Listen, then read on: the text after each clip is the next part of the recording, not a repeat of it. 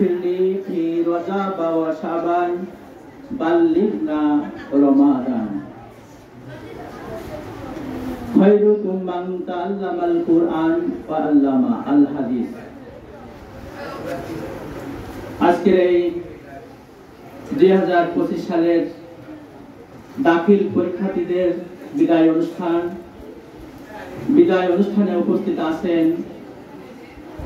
আজকের এই সমাবেশের সম্মানিত সভাপতি, পত্র বিদ্যালয়ের পত্র মাদ্রাসার সম্মানিত সুপার, সহ সুপার, সকল পর্যায়ের শিক্ষক শিক্ষিকা ও পত্র বিদ্যালয়ের কর্মচারীবৃন্দ, আজ উপস্থিত আছেন অত্র মাদ্রাসার সম্মানিত ছাত্র মাওলানা আজহারুল ইসলাম, উপস্থিত আছেন 8 নম্বর ওয়ার্ড বিএনপির সম্মানিত সভাপতি বাবা জিয়াউর রহমান সহ সামনে উপস্থিত সকল ছাত্র ছাত্রীবৃন্দ, সকলের জন্য সালাম, আসসালামু আলাইকুম ওয়া রাহমাতুল্লাহ। লাখ কোটি শুকরিয়া জ্ঞাপন করি সেই মহান রব্বুল আলামিনের দরবারে,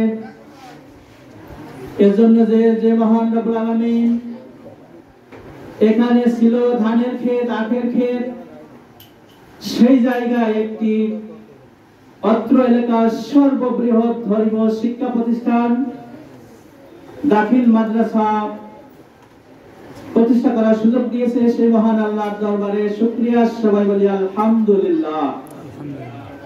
দরুদ সালাম সেই মহান নবীর প্রতি, যার পূর্ণ অনুসরণে দুনিয়ার শান্তি এবং পরকালীন মুক্তি পাওয়া সম্ভব, তার প্রতি দরুদ সালাম সবাই বলি সাল্লাল্লাহু আলাইহি ওয়াসাল্লাম।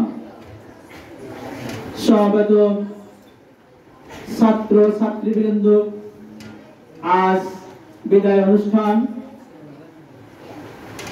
গত 24 সালেও এই মাদ্রাসা থেকে 29 জন ছাত্র এবং ছাত্রী পরীক্ষা দিয়েছিল।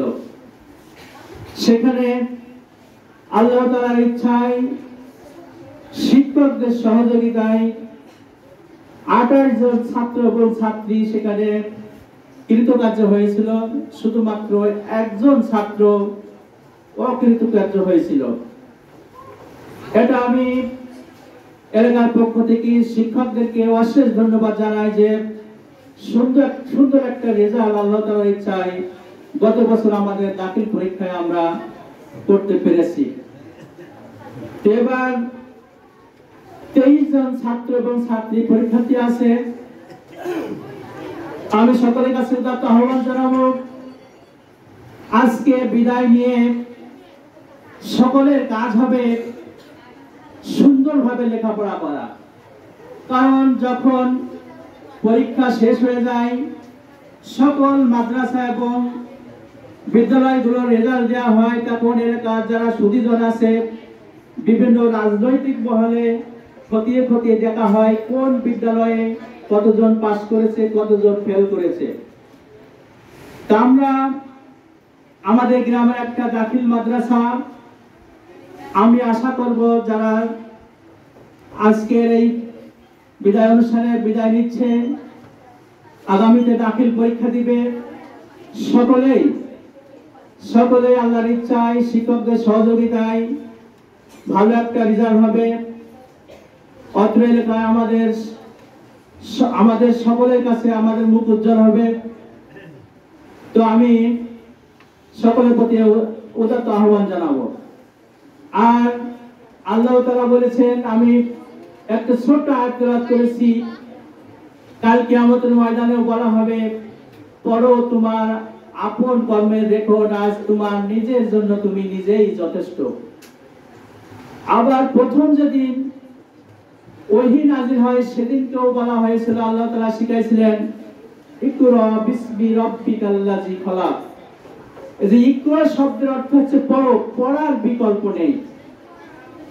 আজকে যারা ছাত্র এবং ছাত্রী, আমরা হয়তো বা মনে করছি যে কি হবে লেখাপড়া শিখে, যারাই কেবল লেখাপড়া শিখে শিক্ষিত হয়েছে তারাই জানে শিক্ষার মর্যাদা কতটুকু। শিক্ষার উদ্দেশ্য ফল পাওয়া নাই, ফলতে চাওয়া। সুন্দরভাবে ইসলামী শিক্ষায় শিক্ষিত হয়ে মানুষের মতো মানুষ হওয়াটাই হচ্ছে সবচাইতে বড় কথা। তো যাই হোক, জোহরের নামাজ আজান সমাগত, কথা বাড়াবো না। আমাদের যে সমস্ত মুরব্বীরা তারা এই দাখিল মাদ্রাসা প্রতিষ্ঠা করেছিল, তারা অনেকেই আজ দুনিয়াতে বেঁচে নেই। তাদের কিন্তু উদ্দেশ্য ছিল একটা ধর্মীয় শিক্ষা প্রতিষ্ঠান এখানে প্রতিষ্ঠিত হবে, সেখান থেকে শিক্ষা অর্জন করে তারা সারা জীবনটা সেই শিক্ষা অনুযায়ী আমল করবে। আর সেটা যদি আমাদের ছাত্র ছাত্রীরা করতে পারে, যারা অর্থ দিয়ে অক্লান্ত পরিশ্রম করে এই মাদ্রাসা প্রতিষ্ঠা করেছে, তারা তাদের কষ্টগুলো সার্থক হবে। তা আমি সকলের প্রতি উদাত্ত আহ্বান জানাবো, আমরা সকলে 5 ওয়াক্ত নামাজ পড়ব।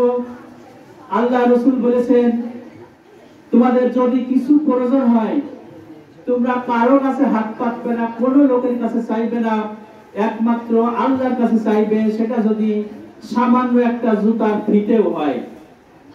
যারা আগামী দিনের পরীক্ষার্থী তাদের প্রতি আহ্বান, আমরা 5 ওয়াক্ত নামাজ পড়ব, আল্লাহ তাআলার কাছে সাহায্য চাবো সুন্দর রেজাল্ট করার জন্য, যাতে আমরা সুন্দর পরীক্ষায় ফলাফল করতে পারি।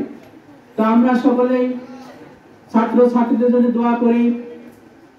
গত বছর যেমন সুন্দর একটা রেজাল্ট হয়েছে, এবছর ছাত্র ছাত্রীরা সকলেই যাতে কৃতিত্বের সাথে তারা পাস করতে পারে, সুন্দর রেজাল্ট করতে পারে, এই দোয়া রেখেই আমি আমার সংক্ষিপ্ত আলোচনা শেষ করছি।